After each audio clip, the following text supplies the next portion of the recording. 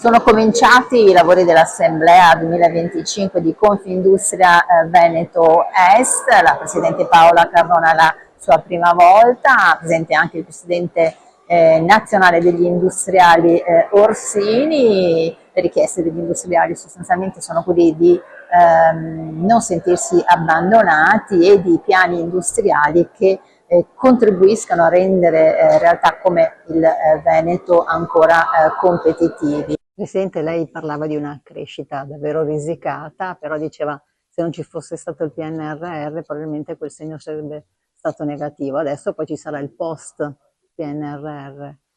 Sì, ho parlato di una crescita che è quasi vicina allo zero, ma questa è una cosa che vale per il Paese, anche per il Veneto stesso, quindi evidenziamo questa sofferenza e di questa difficoltà di questo momento. Un segno di 0, con il PNRR.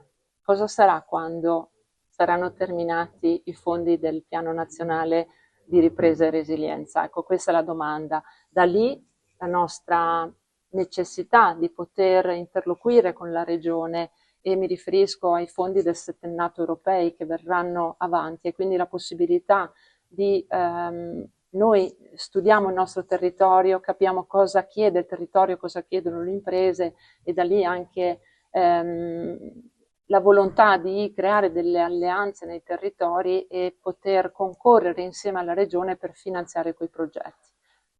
Fondi che chiediamo che la regia venga mantenuta a livello regionale e non a livello centralizzato, perché purtroppo ci sono regioni che non spendono tutti questi fondi, cosa che qui in Veneto non accade perché vengono spesi fino all'ultimo euro. Quanto c'è ancora bisogno di fare, diciamo, di stringere sempre più accordi con chi fa formazione, con le università, con la ricerca?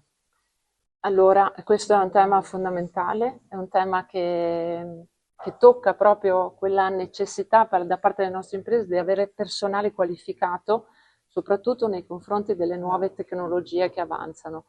E il nostro rapporto, abbiamo delle università di primo livello nel nostro territorio, parlo di Padova, parlo di Venezia, abbiamo noi delle realtà molto belle come aziende, quindi il legame è stretto e la formazione diventa quanto mai fondamentale in questo momento.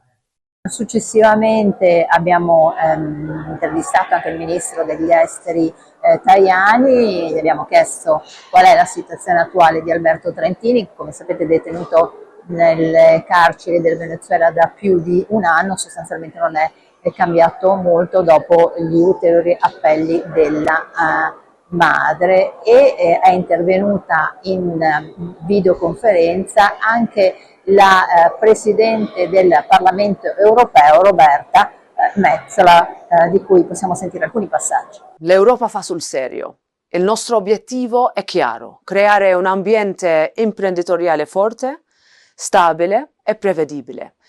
Rivolgo un saluto particolare al Presidente Orsini. Il Parlamento europeo ha raccolto il suo appello alla semplificazione. Proprio la settimana scorsa abbiamo compiuto un passo decisivo riducendo oneri di rendicontazione non necessari per le imprese. E andremo oltre, perché sappiamo che semplificazione significa competitività e competitività significa crescita. Questa convenzione guida anche il rafforzamento del mercato unico, dove le imprese si confrontano ancora con 27 diverse politiche fiscali e industriali. Ciò rende difficile l'accesso al credito. Lo stesso vale per i costi dell'energia in Europa. È tempo di dare concretezza alle nostre ambizioni. È il momento di guardare insieme verso l'Europa di domani. Grazie.